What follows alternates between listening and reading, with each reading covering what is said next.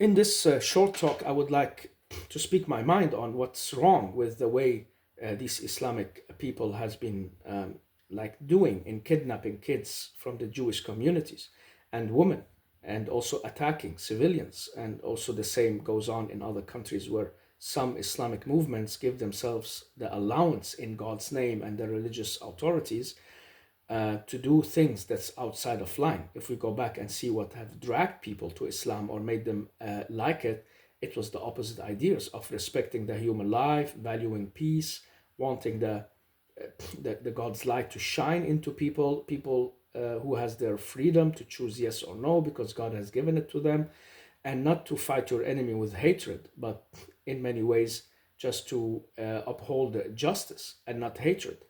And so, what happens and why did they go so far? I was really shocked when I saw October 7th. Um, and that was the time where I really got a wake up call to follow the news and the situation very closely because I could see this was a shift in what's going on. I know we would say that, well, they are under pressure so much that they have reacted so violently. They have been in a big prison, and the Israelis has not been able to look into the situation or treat them as humans and as friends.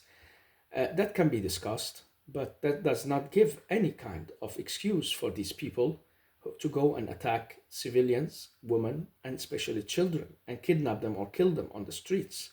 That's a kind of violence that you cannot find any excuse for, even in the most extreme religious ways of religion. And we know the text of Islam has been telling people since the beginning, you cannot, if you are in war, you cannot put down a tree or go into people's homes. Do not attack women or older people or kids. That was the very clear rules of the first Muslim engagement in wars. And the Prophet never did that either. On the contrary, he avoided bloodshed where he could, and he asked them to avoid it at any cost and only do what's necessary when the war is on, and then no more. And when a person was close to be killed by a Muslim and said, I believe in the one God, and then this Muslim killed him anyway, the Prophet did not want to speak to him anymore, turned his face away from him. Did you kill him? Even though he said the words, he said there is no God but God. But he said it because he was afraid of being killed. He said the words. Prophet had no excuse for these people to go overstep the lines and becoming God instead of God. And so that's the big trouble with these Palestinian people right now, and the Islamic part of them as well. It's like they're giving themselves all kind of excuses to get back at what they see is their enemy. The real enemy is yourselves and inside you. And you're hating the Jews and the Israelis so much, even though you share a great and big and deep history. And they've been living among you for centuries. Just because they have taken over now and you are on the outside, okay, you feel that's injustice. Maybe it is injustice, but does not give you right in God's name to go and kill like that. Not at all, and not for a second. This is not my opinion. This is what's in the religious text as well. And how they excuse themselves in the beginning, fighting the Iranians and the Shiite in the days of Saddam Hussein and the Iranian war. They hated the Iranians and they want to use all the religious arguments against them. And then later, when they turned against, well, when they finished that, well, Saddam became the enemy as well because he was the person without any religion. And so they shift their views and use the religious arguments in different occasions to fit their politics. And that's not the way to be religious, and that's not the way to fight for justice, using your religious arguments for your political projects and what you really want to achieve. This is this is criminality in many, many levels and ways. And these people will wake up one day from their death and say, what have we been doing? How far did I go beyond the limits of what God really wanted me to be? So I was really shocked and I was hurt. And at the same time, I felt sympathy with the Jewish people who got hit like that, because I have sympathy with the Palestinians and what happened to them. And some of them were driven out of their villages because of the Israelis wanting more space. But I had the same sympathy the other way when that happened to them. I cannot accept that or accept that excuse in God's name or religion. And so there is something wrong with the Islamic world and the way sees itself, and especially these Islamic movements who are really shattering us and the Muslims and the world in many different ways.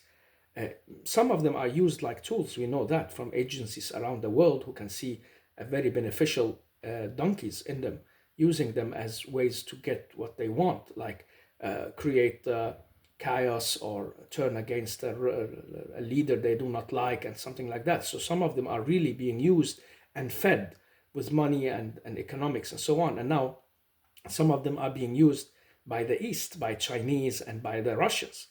It's very strange to see that some of these Islamic, so-called Islamic forces have been fighting alongside the Russians against the Ukrainians. So what the heck is going on with the Muslim world and its way of thinking, religion and politics? And what's up with all these authorities sitting on TV earning a lot of money? I have seen really many of them so disappointing. Um, they become just the voices of some kind of superstars or something like that. And some of these who are leading the Islamic movements using religious arguments, screwing up and down for it, using the monopoly of the authority of who to speak in Islam's name to all kind of giving people a false sense of what's right and what's wrong.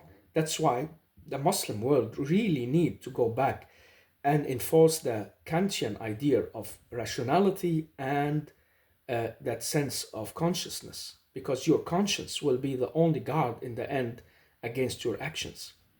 If you can see something is wrong, it's against the values of being human, and it's against the logic of being human, and it's against the religious basics that you have been learned and taught, and it's against everything inside you.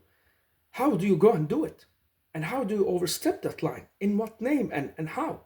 This have really made me upset when I saw this and followed it since then. And I've been especially following several news that shows these things that has happened and how they have happened.